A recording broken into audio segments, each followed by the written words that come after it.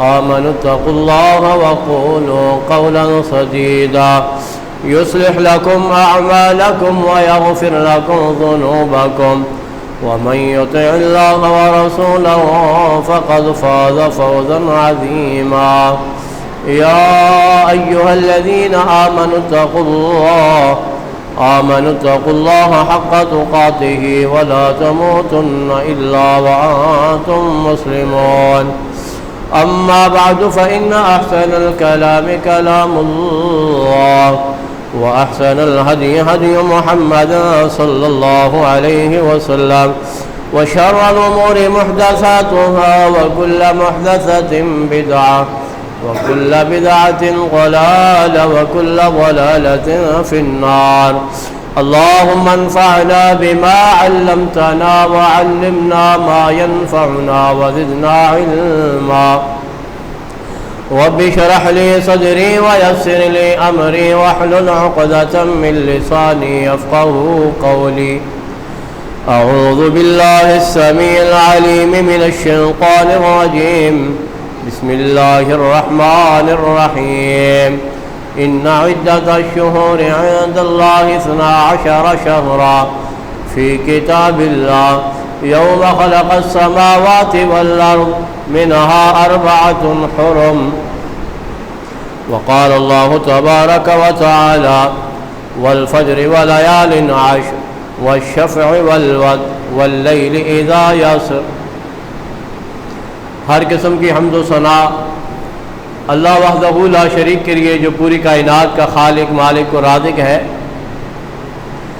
درود و سلام امام الانبیاء سید الانبیاء محبوب کبریاء امام المجاہدین جناب محمد الرسول اللہ صلی اللہ علیہ وآلہ وسلم پر. محترم بھائیو، اللہ رب العالمین قرآن مجید میں فرماتے ہیں ان عدت الشہور عند اللہ 12 شہرا فی کتاب اللہ یوم خلق السماوات والارض. جس دن سے اللہ نے زمین و آسمان کی تخلیق کی، جس دن سے اللہ نے زمین و آسمان کو پیدا کیا، تو سال کے 12 مہینے اللہ نے اپنی کتاب میں درج کر دیے ہیں کہ سال کے مہینے کتنے ہیں؟ 12 شہرا. فرمایا کہ سال کے 12 مہینے ہیں. منہا 4 حرم، ان میں سے 4 مہینے حرمت والے ہیں، عزت والے، احترام والے. سال کے 12 مہینوں میں اور سال کے 360 دنوں میں گناہ، زیادتی، نافرمانی سے اجتناب کرنا چاہیے. لیکن یہ 4 مہینے جو حرمت والے ہیں، ان مہینوں میں اللہ تعالیٰ نے خصوصی طور پر اس بات سے منع کیا، ڈرایا، تنبیہ کی کہ آپ نے ان 4 حرمت والے مہینوں کی عزت کو پامال نہیں کرنا، حرمت کو پامال نہیں کرنا. ان 4 مہینوں میں سے ایک مہینہ ذی الحج کا مہینہ ہے. 1-2 دن کے بعد ذی الحج کے مہینے کا آغاز ہونے والا ہے. محترم بھائیوں، یہ مہینہ بڑی فضیلت کا حامل، بڑی عزتوں اور بڑی احترام کا مالک ہے. اللہ نے اس مہینے کو حرمت والا مہینہ قرار دیا. آپ اندازہ لگائیں، قرآن مجید میں اللہ فرماتے ہیں سورہ فجر میں والفجر ولیال عشر والشفع والوتر. یہ اتنی حرمت والا مہینہ ہے کہ اللہ رب العالمین نے فرمایا والفجر ولیال عشر، مجھے فجر کے وقت کی قسم ہے، مجھے فجر کے وقت کی قسم ہے، ولیال عشر، اور مجھے 10 راتوں کی قسم ہے. فجر کے وقت کی قسم اٹھائی اور 10 راتوں کی قسم اٹھائی. دوسری جگہ پہ اللہ تعالیٰ فرماتے ہیں وَاذْكُرُوا اللَّهَ فِي أَيَّامٍ مَّعْلُومَاتٍ ایام العشر. فرمایا کہ لوگوں اللہ کو یاد رکھو، وَاذْكُرُوا اللَّهَ فِي أَيَّامٍ مَّعْلُومَاتٍ. فرمایا وہ جو معلومات شدہ، جو گنتی کے شمار شدہ جو ایام ہیں، وہ 10 دن ہیں جو اللہ کہتا ہے ان میں کثرت کے ساتھ مجھے یاد کرو، میری عبادت کرو، میری بندگی کرو، اللہ کا ذکر کرو، اللہ کو یاد کرو۔ عبداللہ ابن عباس رضی اللہ تعالی عنہ فرماتے ہیں، مفسر قرآن ہے، اور وہ کہنے لگے کہ ان سے مراد ذی الحج کے ابتدائی 10 دن ہیں، ان سے مراد ذی الحج کے یکم ذی الحج سے لے کر 10 ذی الحج تک یہ وہ 10 ایام ہیں جن ایام کی اللہ رب العالمین نے فرمایا کہ کثرت کے ساتھ مجھے یاد رکھو۔ محترم بھائیوں، رمضان المبارک کا مہینہ بھی عظمتوں، رحمتوں اور برکتوں والا، اور رمضان کے مہینے کے آخری عشرے کی جو 10 راتیں ہیں، ان راتوں میں سے جو طاق رات ہے اس کی فضیلت وہ سب سے زیادہ ہے۔ وہ ایک رات کا اجر و ثواب خیر من 1000 شہر ہے، اور یہ جو دن ہے، جن دنوں کی فضیلت ہے روئے زمین پر، وہ ذی الحج کے یہ 10 ایام ہیں ابتدائی، جن کی اللہ رب العالمین نے فضیلت بیان کی ہے، اور جن کے بارے میں فرمایا کہ کثرت کے ساتھ مجھے یاد کرو۔ رسول اللہ صلی اللہ علیہ وسلم کی حدیث ہے کہ دنیا کے تمام ایام میں سے، سال کے 12 مہینوں میں سے، 12 مہینوں کے تمام ایام میں سے سب سے زیادہ روح زمین پر عظمتوں والے، فضیلتوں والے، مقام و مرتبے والے اگر کوئی ایام ہے، دن ہے، تو فرمایا وہ کون سے دن ہے؟ جابر بن عبداللہ اس حدیث کے راوی ہے، اور جامع صغیر کے اندر ہے یہ حدیث، اور امام البانی رحمت اللہ علیہ نے اس کو صحیح قرار دیا ہے۔ جابر رضی اللہ تعالیٰ عنہ کہتے ہیں اللہ کے پیغمبر نے کہا افضل ایام الدنیا ایام العاشر، فرمایا کہ روح زمین پر سب سے زیادہ فضیلت کے حامل یہ 10 ایام ہیں جو ذی الحج کے یکم سے لے کر 10 ذی الحج کے بنتے ہیں۔ حضرات، اللہ نے ہمیں ایک مرتبہ پھر یہ موقع فراہم کیا ہے۔ اللہ اپنے بندوں کو بارہا مواقع اور چانس فراہم کرتا ہے کہ میرا بندہ کسی طرح گناہوں کی دلدل سے بچ جائے، اپنے گناہوں پہ ندامت کا اظہار کر کے توبہ اور استغفار کر لے۔ حضرات، اللہ سے دعا کرتے ہیں کہ اللہ تعالیٰ یہ آنے والے ذی الحج کے جو 10 ایام ہیں، اللہ ہمیں ان ایام میں زیادہ سے زیادہ عبادات کرنے کی توفیق عطا فرمائے۔ اللہ ان ایام میں ہمیں ذکر کرنے کی توفیق عطا فرمائے، اللہ کی کبریائی اور بڑائی بیان کرنے کی توفیق عطا فرمائے۔ ان دنوں میں کیے جانے والے اعمال سب سے زیادہ افضل عمل ہے۔ آپ اندازہ لگائیں کہ جو لوگ ان 10 دنوں میں عمل کرتے ہیں، کونین کے تاجدار نے کہا سب سے زیادہ فضیلت کے حامل یہ عمل ہے جو ان 10 دنوں کے اندر کیے جائے۔ اور وہ اللہ کے پیغمبر نے فرمایا، عبداللہ ابن عباس اس کے راوی ہے، مل عمل فی ایام افضل منها فی هذه قالوا ولا الجهاد قال الا الجهاد الا رجل خرج يخاطر بنفسه وماله فلم يرجع بشيء۔ صحیح بخاری کی حدیث ہے، عبداللہ ابن عباس اس کے راوی ہے، کہتے اللہ کے پیغمبر نے کہا لوگوں، من عمل فی ایام افضل منها فی هذه، روح زمین پر ان 10 ایام میں کیے جانے والے اعمال کے مقابلے میں کوئی عمل بھی نہیں ہے جس کا اتنا زیادہ اجر و ثواب اللہ اپنے بندوں کو عطا کرتا۔ صحابہ نے پوچھا یا رسول اللہ ورل جہاد، کیا جہاد والا عمل بھی ان 10 ایام میں کیے جانے والے اعمال سے زیادہ اجر و ثواب اور فضیلت کا حامل نہیں ہے؟ امام کائنات نے فرمایا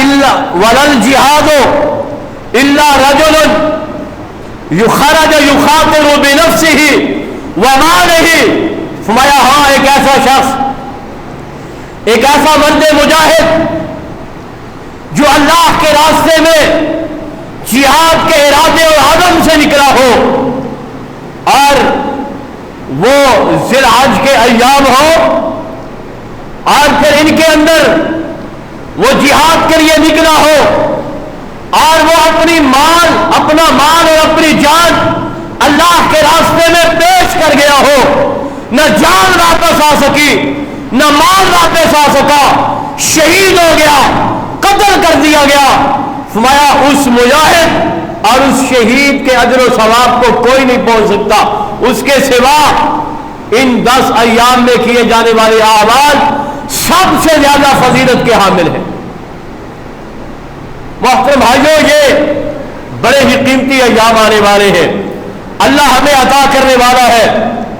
ان دنوں میں ایک دن یوم عرفہ کا آئے گا، اور اللہ کے پیارے پیغمبر صلی اللہ علیہ وسلم ذی الحج کے مہینے کے اندر ذی الحج کے چاند کا آغاز ہوتا تو اللہ کے پیغمبر کن کن اعمال کی طرف توجہ دیا کرتے تھے؟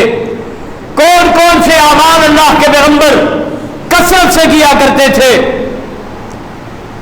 اللہ کے پیغمبر یکم ذی الحج سے لے کر، یعنی کہ ذی الحج کا چاند نظر آیا، اس سے لے کر ذی الحج کے آخری دن تک، یعنی کہ 10 ذی الحج تک اللہ کے پیغمبر بآواز بلند تکبیرات کہا کرتے تھے، اللہ اکبر اللہ اکبر، لا الہ الا اللہ واللہ اکبر، اللہ اکبر وللہ الحمد۔ یہ اللہ کے پیغمبر کا اور پیغمبر کے صحابہ کا معمول ہوا کرتا تھا کہ آپ ذی الحج کا چاند نظر آنے کے بعد بازار میں، مارکیٹ میں، مسجد میں، دکان میں، گھر میں، آتے جاتے راستے میں، سفر میں، حضر میں آپ یہ بآواز بلند یہ تکبیرات پڑھا کرتے تھے۔ اس کے بعد اللہ کے پیغمبر نے فرمایا کہ ذی الحج کے مہینے میں 10 ذی الحج کو، جس کو یوم الضحیٰ کہا جاتا ہے، یوم الاضحیٰ کہا جاتا ہے، جس کو یوم النحر کہا جاتا ہے، جس کو قربانی کا دن کہا جاتا ہے، یہ دن بھی ان ایام میں شامل ہے۔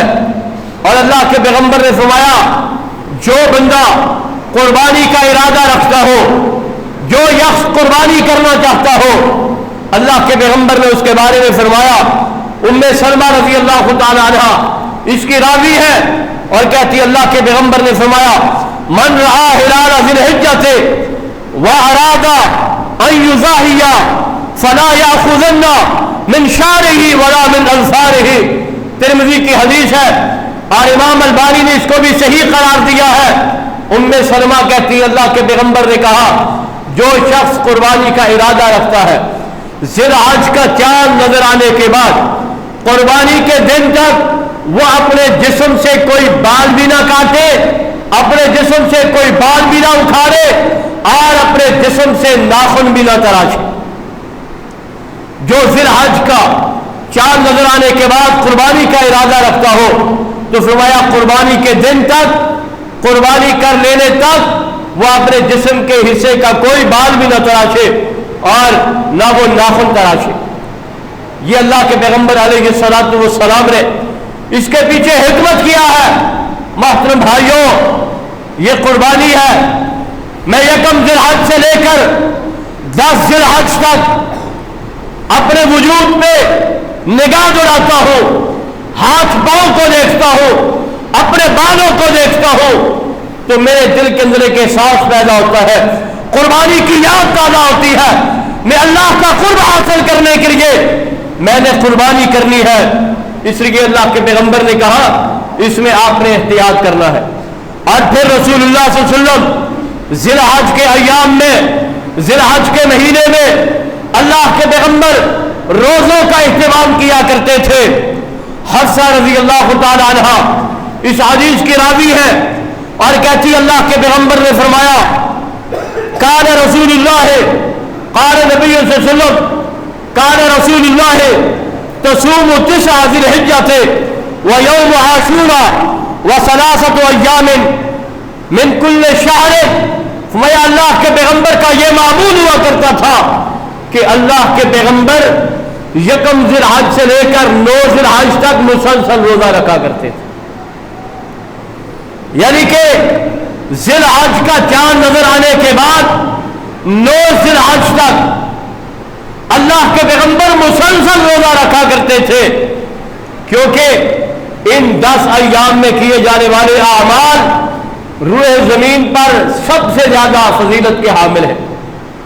اور پھر انہی ایام میں ایک یوم عرفہ آتا ہے جس کو عرفہ کا روزہ کہا جاتا ہے، جس دن حاجی میدان عرفات میں ہوتے ہیں۔ 9 ذی الحج کا دن ہے، حاجی یوم عرفات میں ہے۔ اللہ کے پیغمبر نے کہا جس نے یوم عرفہ کا روزہ رکھ لیا، کہتے میں اللہ سے امید رکھتا ہوں اللہ اس کے سال کے گناہوں کو اللہ تعالیٰ معاف فرما دے گا۔ محترم بھائیو، یہ ایک یوم عرفہ کا روزہ اس کی فضیلت ہے، اور اللہ کے پیغمبر علیہ الصلوۃ والسلام 9 مسلسل روزے بھی رکھا کرتے تھے۔ اس لیے ہمیں چاہیے کہ ذی الحج کے ان ایام میں قرآن کی تلاوت کو اپنا معمول بنا لے۔ وَاذْكُرُوا اللَّهَ فِي أَيَّامٍ مَّعْلُومَاتٍ کے تحت اللہ کا ذکر بہت زیادہ کرے، اس کی تصویر، اس کی تعریف، اس کی تقدیس، اس کی تکبیر، اس کا ذکر سب سے زیادہ ہونا چاہیے، اور ان ایام میں ظلم و زیادتیوں سے، گناہوں سے، سرکشیوں سے اجتناب کرنا چاہیے۔ یہ اللہ ہمیں بہت بڑا موقع فراہم کر رہا ہے ذی الحج کے اس مہینے کے اندر۔ میرے محترم بھائیوں، یہ جو ذی الحج کا مہینہ ہے، اسی مہینے کی فضیلت میں سے ایک فضیلت یہ ہے، اس کو کیوں فضیلت ملی ہے کہ اس دن یوم النحر ہوتا ہے، اور یوم النحر کے دن، قربانی کے دن، فرمایا روح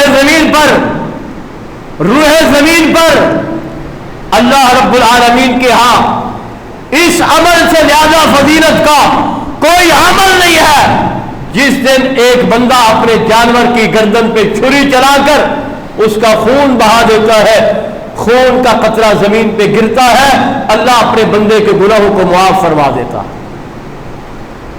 وقت بھائیوں، یہ قربانیوں کا مہینہ اور اس قربانی کے دن کی فضیلت، قربانی یہ قرب سے مشتق ہے، اور قرب کا معنی کیا ہے کہ کوئی بھی ایسا عمل، کوئی بھی ایسا فعل، کوئی بھی ایسا کام جس کے ذریعے سے اللہ کا قرب حاصل کیا جائے، اللہ کی خوشنودی اور اللہ کی رضا مقصود و مطلوب ہو، اس کا مطلب ہے یہ قربانی قرب سے مشتق ہے، یہ قرب سے نکلا ہے۔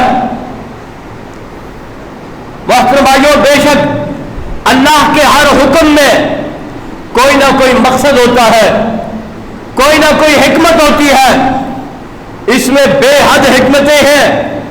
قربانی کا جو مقصد ہے، مسلمانوں نے وہی روح اور وہی کیفیت کو بیدار کرنا ہے جو کیفیت ابراہیم و اسماعیل کی تھی، جو جذبہ، جو اطاعت، جو فرما برداری، جو اللہ سے تقوی، جو محبت کا معیار ابراہیم و اسماعیل کا تھا، اللہ رب العالمین ان قربانیوں کی بدولت اپنے بندوں کے دلوں میں جذبہ قربانی کو پیدا کر کے ابراہیم و اسماعیل کا اثار اور قربانی کا جذبہ پیدا کرنا چاہتا ہے۔ ایک تو اس کا بنیادی مقصد یہ ہے، قربانی کے مقصد کو 2 حصوں میں تقسیم کیا جا سکتا ہے۔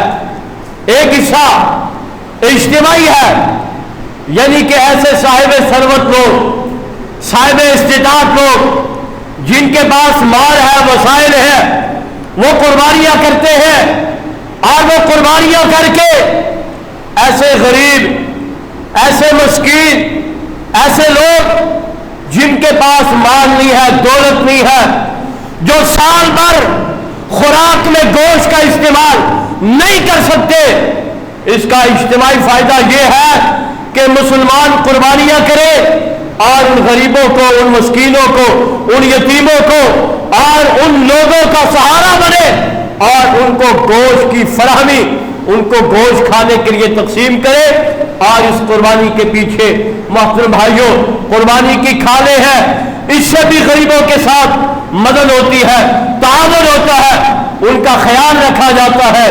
قربانی کے گوشت کے اندر بھی یہ تو اجتماعی فائدہ ہے، اس سے محبت بڑھتی ہے، اشار اور قربانی کا جذبہ پیدا ہوتا ہے کہ میں نے جانور قربان کیا ہے، قربانی کا گوشت خود بھی کھایا جا سکتا ہے، کھانا مستحب ہے، جائز ہے، کوئی قباحت نہیں ہے، لیکن یہ کیا قربانی کا جذبہ ہے، میں نے جانور قربان کیا ہے، میں نے سارے کا سارا جانور کا گوشت مسکینوں میں، غریبوں میں، یتیموں میں، مستحق افراد میں تقسیم کر دیا ہے، قربانی کا گوشت اس کو بھی قربان کر دیا ہے۔ یہ اجتماعیت ہے، یہ اثار اور قربانی کا درس دیتی ہے قربانی۔ اور دوسرا اس کا مقصد کیا ہے؟ انسان کی ذات کے اوپر ہے، ذاتی طور پر اپنی اصلاح کر لے، ذاتی طور پر اپنے اندر چینج لے کر آئے، تبدیلی لے کر آئے، قرب الہی کا ذریعہ بن جائے۔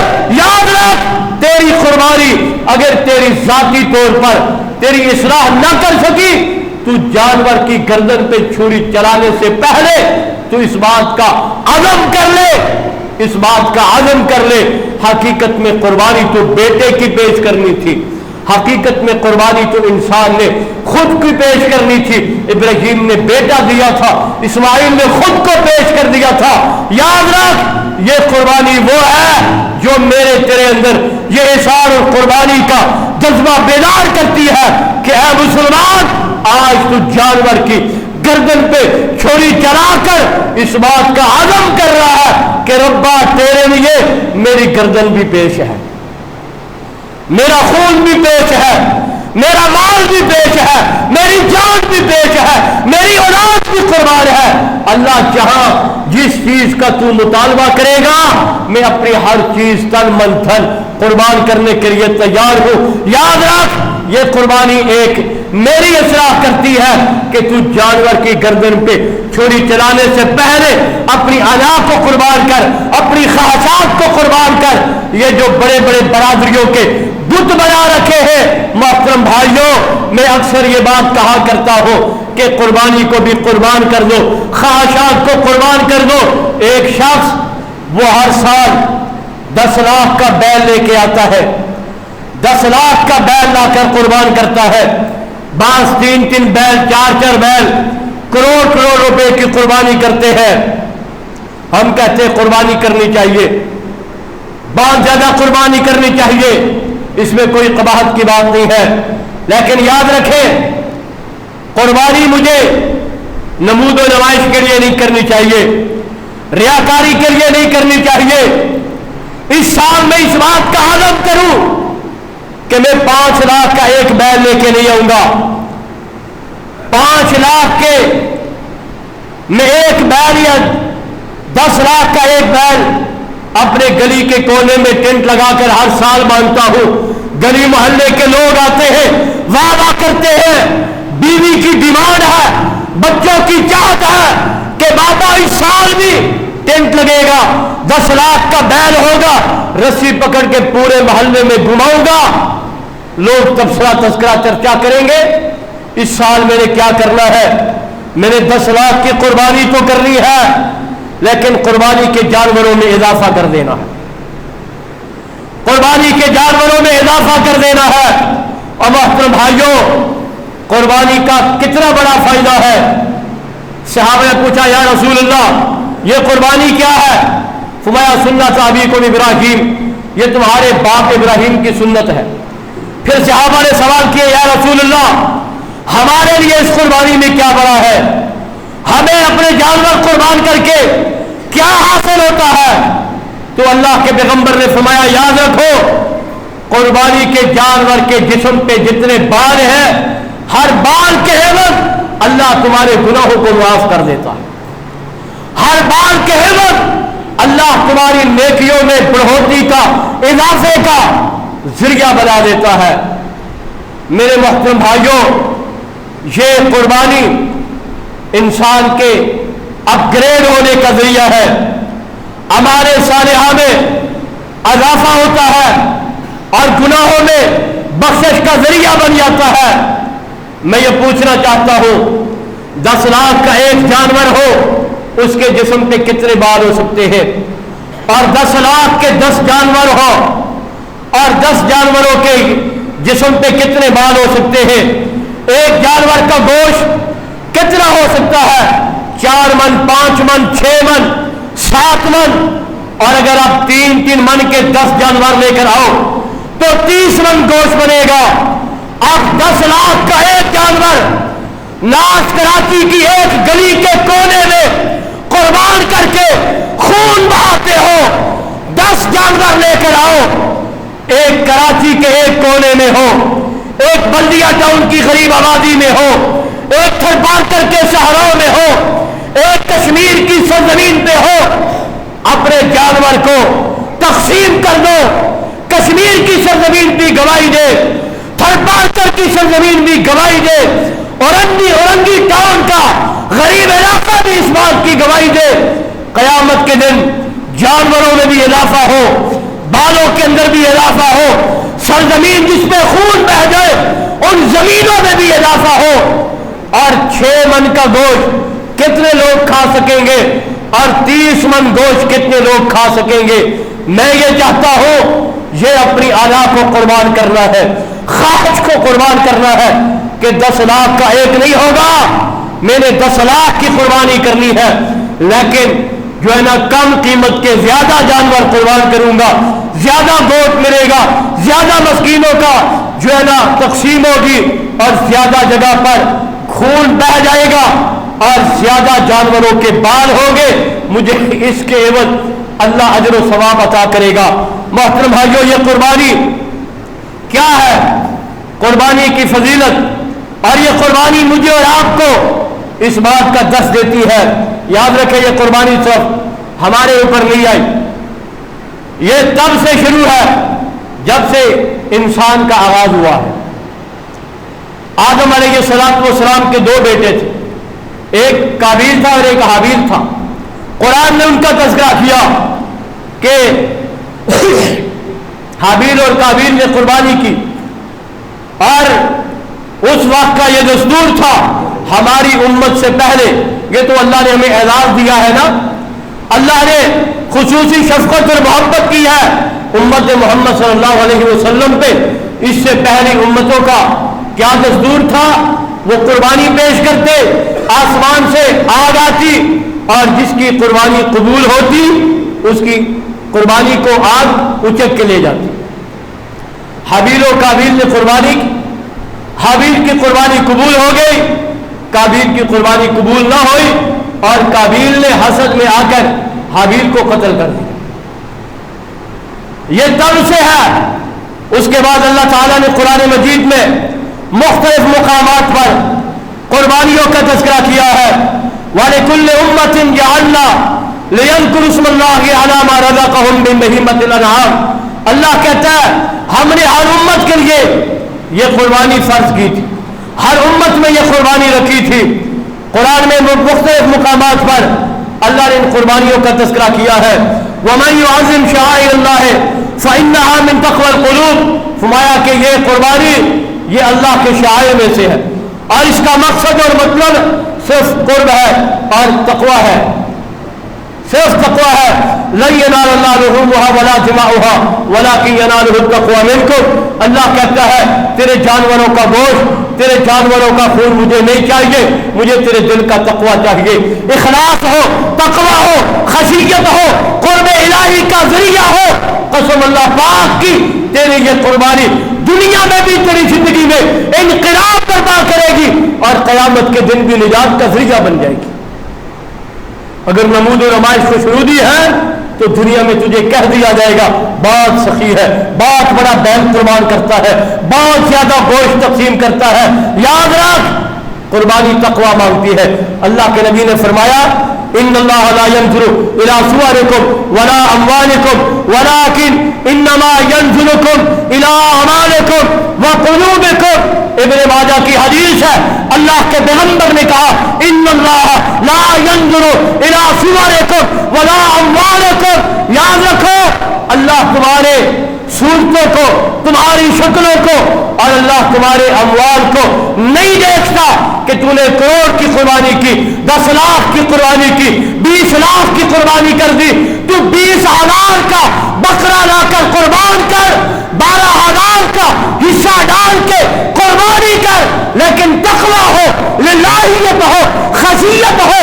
کروڑ کی قربانی سے بہتر اعلیٰ یہ ہے کہ 12,000 کے حصے میں تقویٰ موجود ہو۔ وَلَٰكِن يَنظُرُ إِلَىٰ أَعْمَالِكُمْ وَقُلُوبِكُمْ۔ اللہ تمہارے اعمال کو دیکھتا ہے، اللہ تمہارے دلوں کو دیکھ رہا ہے۔ دلوں کی حال اللہ جانتا ہے۔ دل کے اندر نمود و نمائش اور ریاکاری نہیں ہونی چاہیے، خالص اللہ کی رضا اور تقویٰ اگر ہوگا تو پھر یہ قربانیاں ہمارے کام آئیں گی۔ میرے محترم بھائیوں، آج یہ آنے والی جو ذی الحج کے ایام ہیں، ان کے اندر ہم نے زیادہ سے زیادہ عبادات کرنی ہے، اور اس کے بعد قرآن کی تلاوت کرنی ہے، روزے رکھنے کی کوشش کرنی ہے، اللہ کا بہت زیادہ ذکر کرنا ہے، اور اس کے بعد قربانی کے جانور خریدنے سے پہلے آخری حدیث سنا کے اپنی بات کو ختم کرتا ہوں۔ آپ جانوروں کی خرید و فروخت کر رہے ہوں گے، اللہ کے پیغمبر نے فرمایا 4 قسم کے جانور جن کی قربانی اللہ کے ہاں قبول نہیں ہے۔ ایسا لنگڑا جس کا لنگڑا پن ظاہر ہو، ایسا کانا جس کا کانا پن ظاہر ہو، اور ایسا جانور جو بیمار ہو، اور ایسا کمزور جو لاغر ہو۔ ہمایا اس طرح کے جانور جو معیوب ہو، جن کے اندر کوئی عیب ہو، اور وہ بینن، وہ ظاہر ہو، واضح ہو، ہمایا اس طرح کے جانور اللہ کے ہاں قربانی کے لیے قبول نہیں ہوتے۔ تو اس لیے ہمیں صحیح سوچ کر سمجھ کر اچھا تگڑا خوبصورت جانور لینا چاہیے۔ لن تنالوا البر حتى تنفقوا مما تحبون۔ فرمایا کہ اللہ اس وقت تک تمہارے اس عمل کو قبول نہیں کرتا، لن تنالوا البر حتى تنفقوا ما تحبون، اس وقت تک تم نیکی کو نہیں پہنچ سکتے جب تک تم اپنے سب سے زیادہ پسندیدہ چیز قربان نہ کرو، پسندیدہ چیز اللہ کے راستے میں خرچ نہ کرو۔ تو اس لیے قربانی کا جانور خریدتے ہوئے ہمیں ان ساری چیزوں کا خیال رکھنا چاہیے۔ اللہ سے دعا ہے کہ اللہ تعالیٰ مجھے اور آپ کو ان 10 ایام میں عبادات کرنے کی توفیق عطا فرمائے، اللہ اخلاص کے ساتھ قربانیاں پیش کرنے کی توفیق عطا فرمائے، اور اللہ تعالیٰ ابراہیم و اسماعیل کا عقیدہ اور منہج اپنانے کی توفیق عطا فرمائے۔ وما توفیقی الا باللہ۔